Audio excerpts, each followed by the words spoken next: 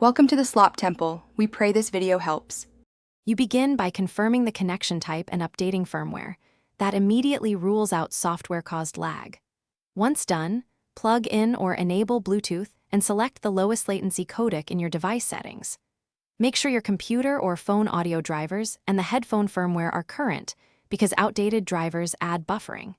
Next, choose the correct audio output device and set it as default so the system stops switching midstream. This prevents rebuffering, delays that look like headphone lag. You now dive into system-level tuning. Lower the audio buffer in your audio interface or driver control panel to cut round-trip delay. Once you adjust the buffer, make sure sample rate and bit depth match across the source, OS, and headphones to avoid resampling latency. Disable enhancements, spatial audio, or effects that introduce processing time.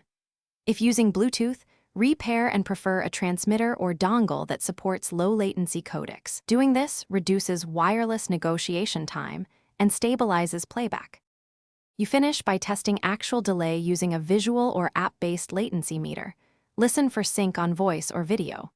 If lag persists, switch to a wired connection or a USB DAC, or use a dedicated low-latency Bluetooth transmitter. These bypass problematic stacks.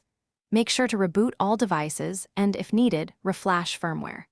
If things still go wrong, reset the headphones to factory settings and try another source device. That single troubleshooting step often isolates whether the headset or the host is responsible. Thanks for watching. Consider subscribing if we helped you.